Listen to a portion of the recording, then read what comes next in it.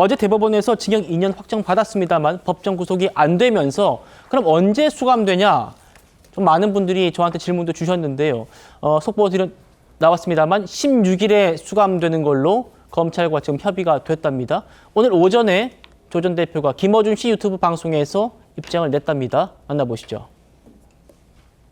언제 들어가십니까? 현재 협의 중인데요. 통상적으로 한 3일 정도에서 5일 정도를 주는 것 같습니다. 그래서 지금 여러 가지 수습을 해야 되는 게 있어서 현재 예상 일요일이나 월요일 정도 가지 않을까 생각합니다. 성치 부의장님. 예.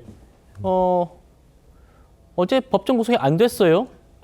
그리고 이제 검찰이 오늘 이제 구치소로 수감합시다 이렇게 했는데 연기해달라고 해가지고 그게 또 받아들여져서 다음 주 월요일 이제 16일. 그러니까 내일 대통령 탄핵 표결까지 다 보고 수감되게 되는 겁니다. 어떻게 보십니까? 뭐 일반인의 경우에는 저런 경우는 흔치는 않죠. 일반인 네. 같은 경우는 본인이 생명의 위협을 받을 수 있는 그런 뭐 치료를 좀 해야 된다거나 아니면 가족의 장례식 아니면 가족의 결혼 뭐 이 정도가 있을 때만 며칠을 연기해 줄 수 있는 걸로 알고 있습니다. 근데 정치인들 같은 경우에는 아무래도 조국혁신당의 당대표 아니었습니까? 그렇기 때문에 당을 정비할 수 있는 시간을 좀 달라. 과거에도 그 김경수 경남도지사가 도지사 현직일 때 유죄 판결을 받았잖아요. 그때도 이 경남 도정에 대한 좀 정리할 시간을 달라라고 해서 한 4일인가 5일 정도의 시간을 받았던 걸로 알고 있는데요.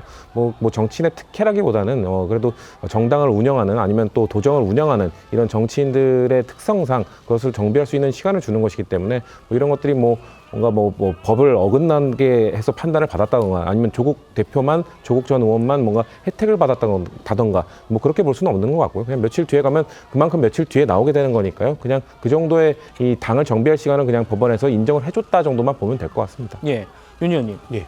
지금 조 전 대표가 2019년 12월에 기소가 됐고 1, 2심에서 모두 실형받았는데도 다 법정 구속 안 됐고요. 이번에도 또 법정 구속 안 됐어요.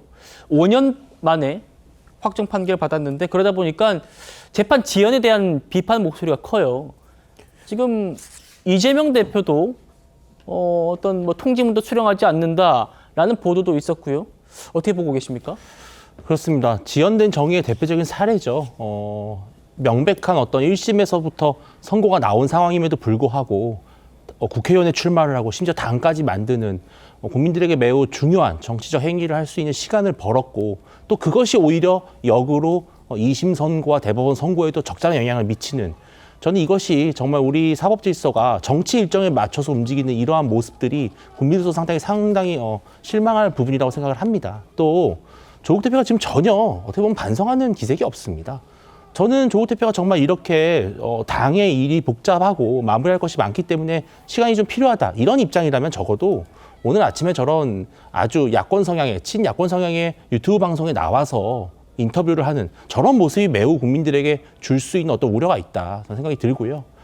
도정이야 뭐 당연히 그렇습니다. 그 도민들에게 미치는 상당히 영향이 크기 때문에 정리가 필요할 수 있지만 사실 조국 대표 같은 경우는 어제 나오는 재판 결과가 어느 정도는 예상이 되어 있었고요. 충분히 그 전에 본인의 유고시에 어떻게 당을 이끌어갈 수 있는지 정리할 시간이 충분했을 것입니다.